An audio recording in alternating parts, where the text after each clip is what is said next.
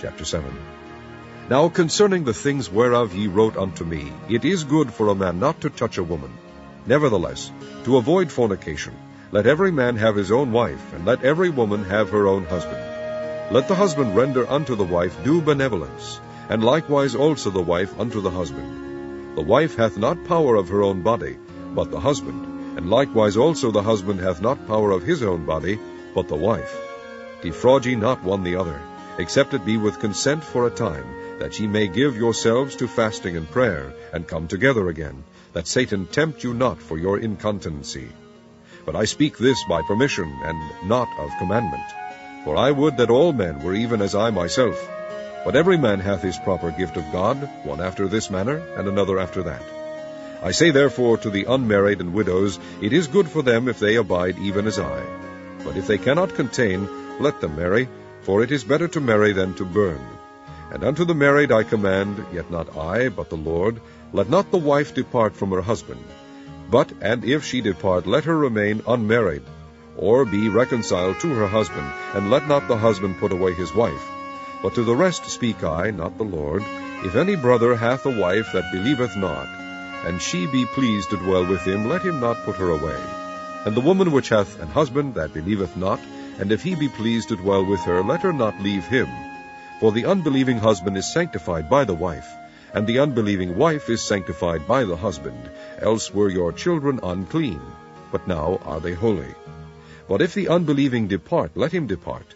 A brother or a sister is not under bondage in such cases, but God hath called us to peace. For what knowest thou, O wife, whether thou shalt save thy husband? Or how knowest thou, O man, whether thou shalt save thy wife? But as God hath distributed to every man, as the Lord hath called every one, so let him walk. And so ordain I in all churches. Is any man called being circumcised? Let him not become uncircumcised. Is any called in uncircumcision? Let him not be circumcised. Circumcision is nothing, and uncircumcision is nothing, but the keeping of the commandments of God. Let every man abide in the same calling wherein he was called.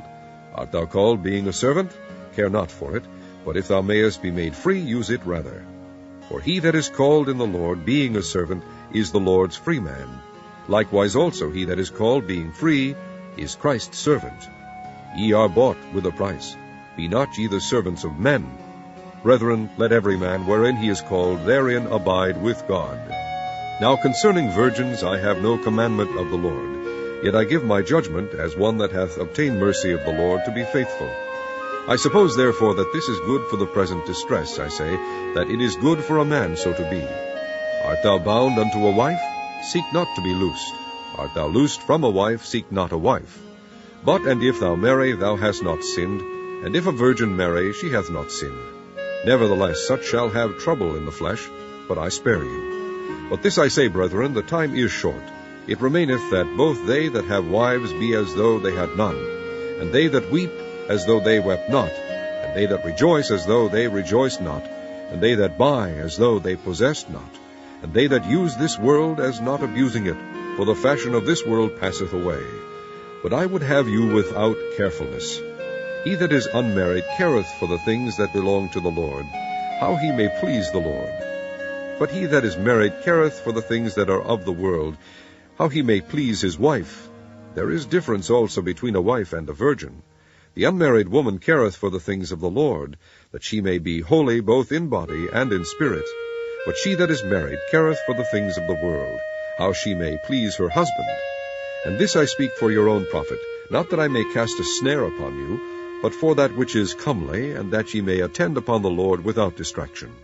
But if a man think that he behaveth himself uncomely toward his virgin, if she pass the flower of her age, and need so require, let him do what he will, he sinneth not. Let them marry.